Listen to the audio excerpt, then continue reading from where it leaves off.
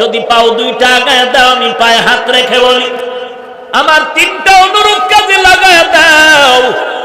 জীবনে কোনোদিন মোবাইলের আপন বানাইও না, কারণ সবাই কিন্তু নেশার বয়ান করে। নেশা, আমি বলি সব নেশার মূল ফ্যাক্টরি হলো মোবাইলের নেশা। এই মোবাইলের নেশায় পড়িয়া মা বাধা দিছে, মায়ের গালি দিছো, আব্বায় বাধা দিছে, বাবাকে গালি দিয়েছো, কোন ওস্তাদ বাধা দিছে, ওস্তাদের গালি দিয়েছো। এই মোবাইলে তোর জীবন শেষ, তোর যৌবন শেষ। এই মোবাইলের কারণে তোর লেখাপড়াও শেষ। এখন তুই নকল ছাড়া পরীক্ষা দিতে পারো না। যেই বিদ্যা পড়ে তুই শিক্ষিত, ওই বিদ্যার পৃষ্ঠা সিরিয়া সিরিয়া জোতার তলে ঢুকাও। আমি বলি তুই বিদ্যার সাথে বেয়াদবি করেছো, আর এই বিদ্যার সাথে বেয়াদবি করলে কপাল তোর ভালো হবে না। বেটা, আমরা মাদ্রাসায় পড়ি, এরপরও যদি কোনো একটা বাংলা লেখার কাগজ পাই, চুমা খাই, সম্মান করি। আর তুই সেই বাংলা পড়ে শিক্ষিত, আইএ বিএ পাস করেছ, অথচ সেই পৃষ্ঠা ছিঁড়ে জুতার তলে ঢুকাও। গজব তোর কপালে না আসলে কার কপালে আসবে?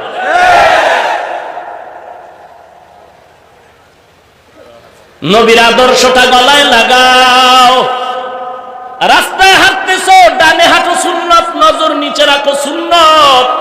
বান্দা খানা খাইতে বসছো, আসন ছাড়া অন্যভাবে বসো সুন্নত, সমতল জমিনে বসো সুন্নত, দস্তারখান বিছাও সুন্নত, দুই হাতের কবজা পর্যন্ত ধুইয়া নাও সুন্নত, খানার প্লেটের ডান দিক দিয়া খানা শুরু করো সুন্নত, দোয়া পড়ো, বিসমিল্লাহ পড়ো সুন্নত, খানা পড়িয়া গেলে উঠাইয়া খাও সুন্নত।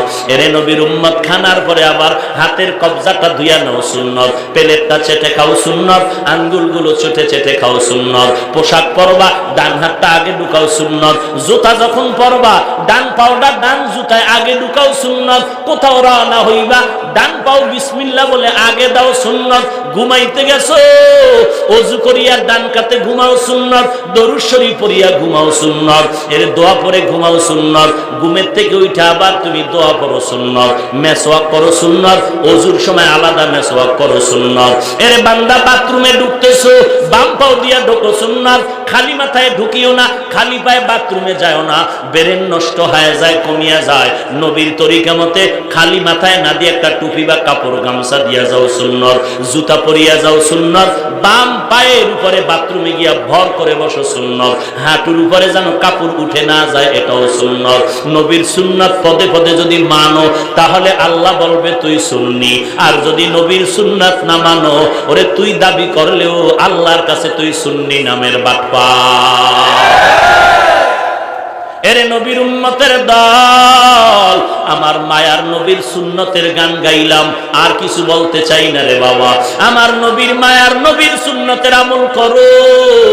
আজকে নবীর সুন্নতওয়ালাদের দেখলে কলিজাটা ভরে যায়। এরে যুবক আল্লাহর গোলাম, মনে মনে ভাবতেছো না জানি একটু দরকার, তবে সুন্নাত মানতে গেলে মনে হয় ভেজালে পড়ো। না রে বাবা, আমগো মতো হুজুর বাদ দে রে ভাই, তোমার মতো ইংরেজি পড়ুয়া, RAB, army, police, BDR, doctor, professor, engineer, সাংবাদিক, সাহিত্যিক, হাজারো মানুষের সামনে সত্য কথা বলো। তোমার মতো যুবক দুনিয়ার লাইনে শিক্ষিত নামাজি আছে না নাই? তুমি কেন পারবা না রে বাবা? তোমার মতো যুবক স্কুলে পড়ে, কলেজে পড়ে, ভার্সিটিতে পড়ে, এক ওয়াক্ত নামাজও বাদ দেয় না, অভাব নাই। তোমার মতো যুবক ড্রাইভারি করে, নামাজ বাদ দেয় না, অভাব নাই। তোমার মতো যুবক কোটি টাকার ব্যবসা করে, এক টাকাও হারাম খায় না, অভাব নাই। তুমি কেন পারবা না রে বাবা? পায়ে হাত রেখে বলি আল্লাহর কাছে তওবা করো। চান্দিনা এখানে বসছো, বাসায় পর্যন্ত যাওয়ার গ্যারান্টি তোমার হাতে নাই। আজকে আমি জুমায় যাইতেছি, এমন সময় খবর হয়ে গেল আমাদের এলাকা, ওই ঢাকায় আদর্শনগর যেখানে থাকি, মাতুয়াইল, আমার বন্ধু বর, খুব আপন মানুষ, আব্দুল মান্নান নাম, হঠাৎ করে একটা মিটিং করিয়া নিচে নামলো, আর ঘুরিয়া পড়িয়া মারা গেল। এরে বাবা, দুঃখ সহ্য করা যায় না। এই রোগ তো 10 বছর আগে ছিল না। এখন এমন একটা বিপদ এই বাংলাদেশে, সারা দুনিয়াতে চলতেছে। ভালো মানুষ হঠাৎ বলে নাই। কি হয়েছে? ভালো মানুষটা বলে স্ট্রোক করেছে, হঠাৎ করে ঘুরিয়া পড়িয়া মরিয়া গেছে। হঠাৎ ভালো মানুষ নাই কেন? কয় বুকে ব্যথা, বুকে ব্যথা উঠিয়া মারা গেল। এরে আল্লাহর বান্দা, তুমি মনে করতেছো আমি সুস্থ, আমি আর এত তাড়াতাড়ি মরবো না, কিন্তু একটু মনের জিজ্ঞাসা করো, তুমি ঘর পর্যন্ত যাওয়ার গ্যারান্টি আছে নাকি? আজকে আর একটা দুর্ঘটনা হয়েছে, মাইক্রো বাস আর বাসের সাথে লাগিয়ে মাওয়া রোডে সাথে সাথে 8 জন জায়গায় শেষ হয়ে গেল। এরে বাবা, এক জায়গায় সিলেটে বয়ান করলাম, দোয়া চাইতেছি হুজুর, বয়ানে আসার পথে একদল যুবক গাড়ি অ্যাক্সিডেন্ট হয়ে মারা গেল, একটু দোয়া করে। আর এক জায়গায় দোয়া চাইতেছি, বয়ান থেকে বাড়ি যাওয়ার সময় গাড়ি অ্যাক্সিডেন্ট হয়ে একদল যুবক কবরে চলে গেছে। এরে যুবক ভাইয়েরা, রাতের বেলা যখন ঘুমাও বাতিটা নিবাইয়া যখন তুমি ঘুমাইতে যাও, মনে মনে যদি একটু ভয় রাখতি রে বাবা, ঘুমের মধ্যেও তো কত মানুষ মরিয়া যায়, আমি যদি মরিয়া যাই, ঘুমের থেকে উঠতে না পারি, আমি কবরে গেলে কি জবাব দিব রে বাবা? আজকে তুমি নামাজ পড়ো না, আজকে তুমি নবীর সুন্নত মানো না, আমাদেরকে বোকা বলতেছো। ওরে বাবা, আমিও যদি হাফিজুর রহমান দাড়ি কামাইয়া শার্ট প্যান্ট টাই লাগাইয়া চান্দিনা বাজারে একটা হারমোনিয়াম নিয়ে গান গাইতাম, এই রকম কিন্তু ভিড় আমার গানেও পড়তো। কিন্তু আজকে কেন এত কষ্ট করে টুপি মাথায় দিলাম? মনে করছো গরম হয়? আমি বুঝি নাই ব্যাপারটা এমন না। দাড়ি রাখলে যৌবন চলে যায়, এরে বাবা তুমি বুঝছো, আমি বুঝি নাই ব্যাপারটা এমন না। লম্বা জামা পরলে শরীরটা আটকা লাগে, তুমি বুঝছো, আমি বুঝি নাই ব্যাপারটা এমন না। এই টুপির কারণে কত মানুষের গালি শুনছি, এই দাড়ির কারণে কত মানুষ গালি দেয়। কওমিয়া মাদ্রাসায় পড়েছি, এতদিন তো সরকার সনদ দেয় নাই, সনদ দেওয়ার আগে কত মানুষ গালি দিছে। কওমি মাদ্রাসায় পড়ে লাভ নাই। ওরে আল্লাহর বান্দা, অহংকারী করি না, বুঝাবার জন্য বলি। আজকে টুপির কারণে, দাড়ির কারণে, নবীর সুন্নতের কারণে চান্দিনার ময়দানে তাকাইয়া দেখ, ওরে উটের গোশত আর গরু জবাই দিয়েও যদি দাওয়াত দাও, এত মানুষ চান্দিনার মাঠে পাবি না। আজকে দাঁড়ানোরও জায়গা নাই, বসারও জায়গা নাই।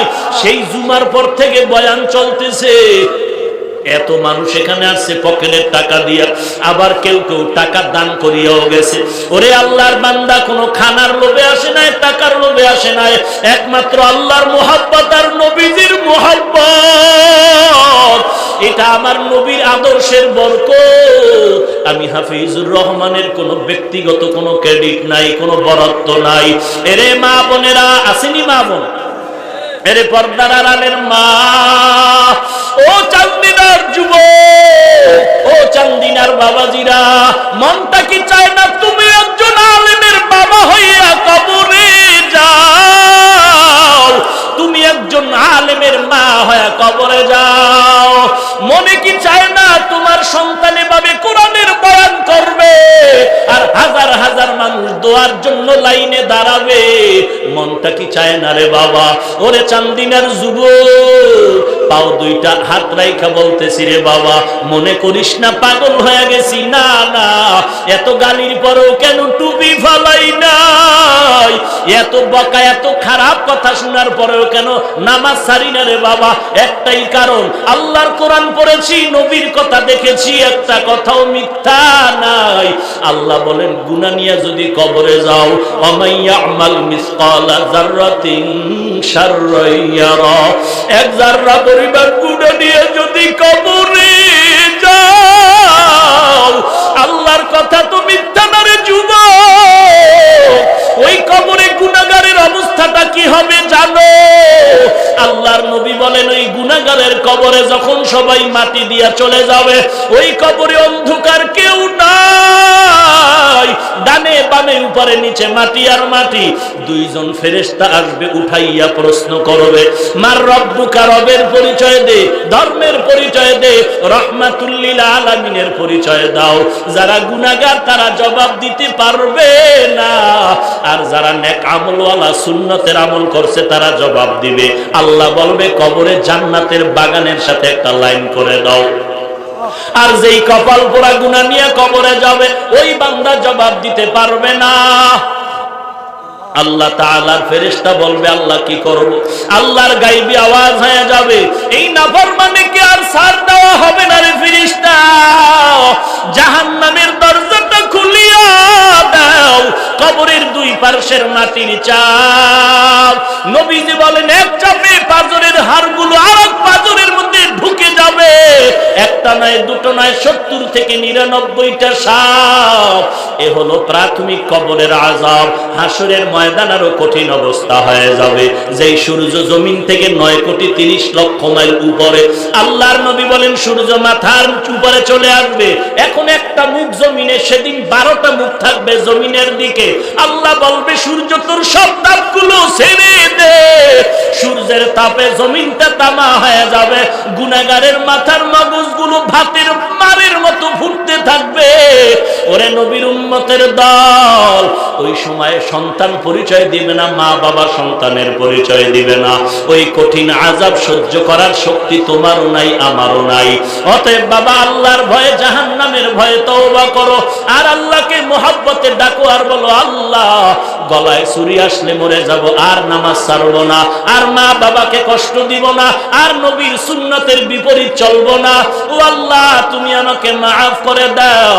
আয় আল্লাহ, নবীজির সুন্নত ছাড়বো না, দেশের বিরুদ্ধে ষড়যন্ত্র করব না, জাতির বিরুদ্ধে ষড়যন্ত্র করব না, আলেম ওলামা আল্লাহওয়ালার বিরোধিতা করব না। তওবা করার যদি খাঁটি নিয়ত হয়, খাঁটি তওবার নিয়তে দুটো হাত আমার আল্লাহকে দেখায়া দাও।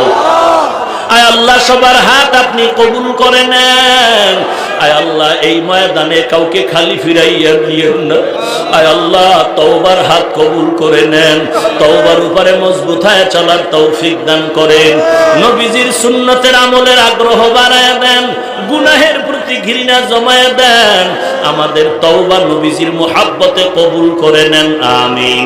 আলহামদুলিল্লাহি রাব্বিল আলামিন, ওয়াসসালাতু ওয়াসসালামু আলা সাইয়্যিদিল আমবিয়া ওয়াল মুরসালিন ওয়া